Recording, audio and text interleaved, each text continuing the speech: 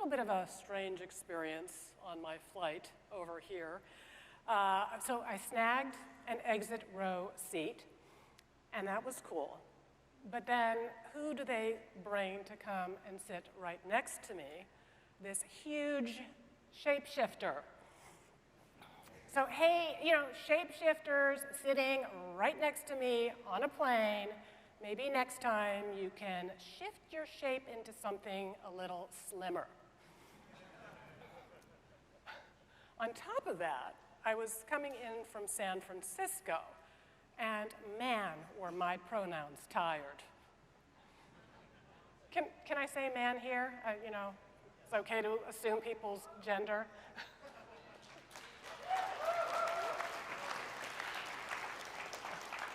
But speaking of gender, okay, so obviously I wrote my speech before walking in here and seeing that the audience is 80% male. So that doesn't impact what I'm going to say. I'll just talk slower.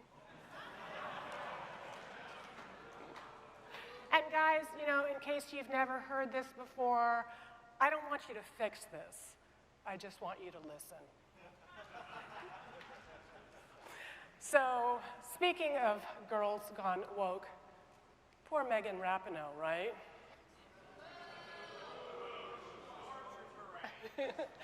Well, say what you will about her. I think she's handling her humiliating performance at the Women's World Cup rather well. She was asked, "How's it going?" And she said, can't kick. So, anybody watch the Women's World Cup? Well, I did, and I have to say it was a rather illuminating experience. I used to think there was nothing in the world more boring than women's basketball.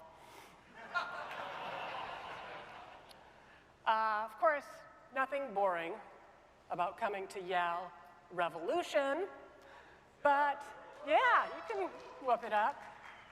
But just in case you're getting a little tired, I thought maybe we could make it a bit more lively. So I came up with this drinking game. Every time Trump gets indicted, you take a shot. Now, if that sounds like a surefire recipe for alcohol poisoning, just consider it's better than the Anthony Fauci drinking game.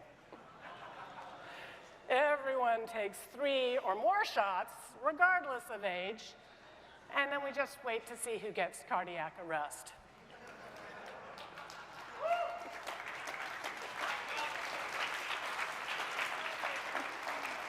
So, joking aside, the real reason I love coming to YAL Revolution every year is the energy, it's the optimism. In a job like mine, running a nonprofit think tank, occasionally I have the somewhat frustrating experience of talking to a donor who's got this, you know, what's the use attitude, everything is beyond repair. Now, I don't go for, you know, pie in the sky, pipe dreams doomed to failure, like Chris Christie's campaign, but I do see reasons for hope in every one of you. And the data, oh, forgot that slide. The data, we don't need to keep that up for too long anyway. Data backs me up. 12th grade boys in the US are twice as likely to identify as conservative or libertarian than liberal.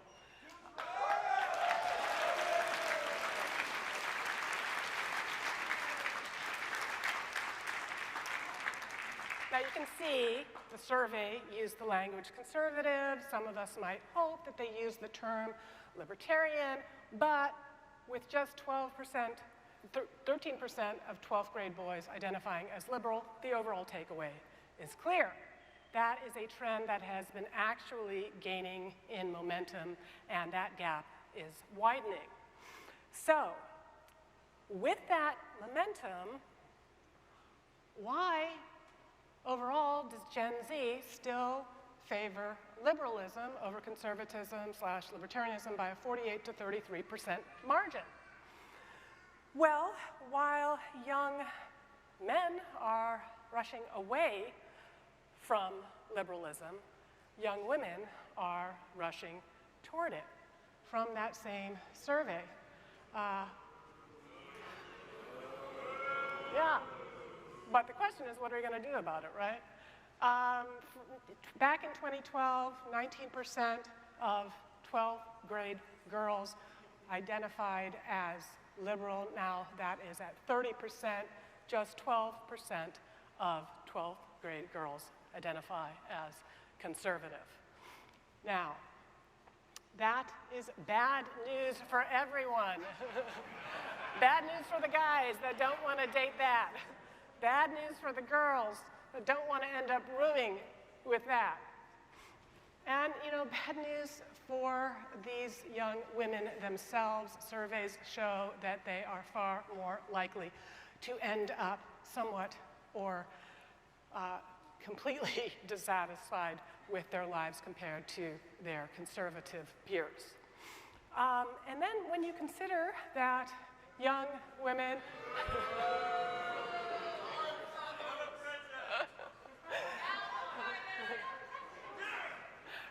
that they're voting for this and that they are, women tend to register to vote at rates higher than men by a margin of as much as 10 million, this is going to be bad news for the country. So before you go considering repealing the 19th Amendment,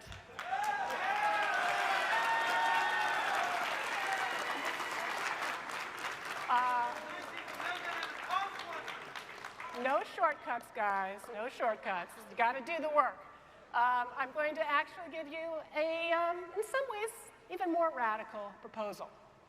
Because remember, politics may be downstream from culture, but culture is downstream from philosophy. So my idea is get girls to read Rand's fictions. Now, first you might need to explain to them what a book is, but, and that's gender neutral, guys. You know, girls, as I'm going to show later, are reading a lot more than you guys. So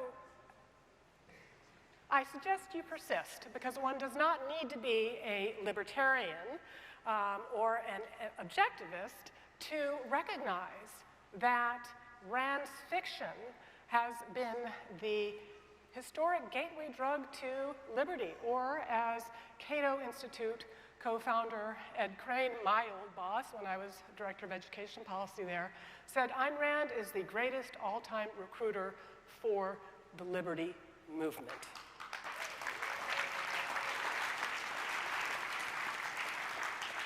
So why is that? Why books? Why Ayn Rand? Well, Ayn Rand herself called art the indispensable medium for the communication of a moral ideal. Looking back to the earliest days of Greek mythology, stories served as transmission vehicles to communicate values. And it's no fiction, it's no coincidence that Ayn Rand herself borrowed from Greek mythology in her fiction, but she used it to present a radically different vision of man and his place in the world. Her Prometheus defied the mystics of his day to bring light to man. Her Atlas refused to bear irrational, unjust punishment, choosing instead to shrug. And it's because of Ayn Rand's fiction, far more than I'd say, the philosophy she'd later go on to systematize, that my friend Jeffrey Tucker says that before Ayn Rand, the battle for liberty was merely intellectual, and after Ayn Rand, it was deeply spiritual. So, beyond the spiritual appeal of Rand's novels, what else might magnetize young female readers to their pages? Well, for one thing, they're filled with inspiring female protagonists. Dagny Taggart, who ran a railroad, Kira, a budding engineer, Dominique Francois, a celebrated journalist. There is, of course, the romance, Ayn Rand's presentation of love as a spiritual command to rise. There is Rand's celebration of masculinity and femininity as distinct ideals. And for any of you young girls in the audience who have ever struggled with boundaries or oversharing, there is Rand's bracing defense of self-interest, of putting oneself first, neither sacrificing oneself to others or sacrificing others to oneself. Now, I don't think that young women need to embrace identity politics to recognize that there's something inspiring in what Ayn Rand herself accomplished as a female writer coming to America, again, a mere 6 years after women won the right to vote. She escaped the totalitarian communism of the Soviet Union. She came here with nothing. She began as a wardrobe assistant in Hollywood. She graduated to reading and then writing screenplays like Red Pawn, again with yet another female protagonist, which we have adapted into a graphic novel. And of course, then going on to write her epic novels, The Fountainhead and Atlas Shrugged. Now, maybe some of you have heard of those from your parents. Perhaps they discovered them in the 1970s. Back in those days, 70% of young people your age were reading books on a daily basis for pleasure. Today, that percentage is just 12%. So, that makes our job at the Atlas Society interesting.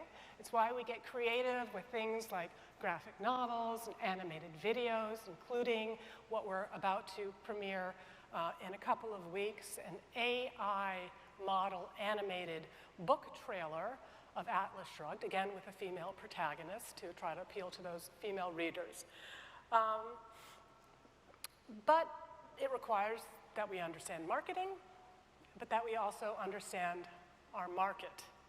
And when it comes to the gender of young adult fiction readers, once again, that market is overwhelmingly female. No less a libertarian icon than Ron Paul himself said that Atlas Shrugged is a fantastic book, but it's more than a story, it's a philosophy. And as a philosophy, it goes beyond the passive formulation of don't hurt people and don't take their stuff.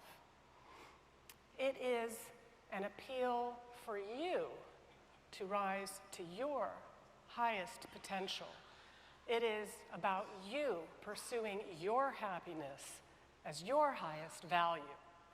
It's about living a life of productive achievement. And because it's practically impossible to read Rand's fictions, certainly Atlas Shrugged, without coming away with a profoundly deeper appreciation of the moral superiority of capitalism and the uniquely American ideals of individualism.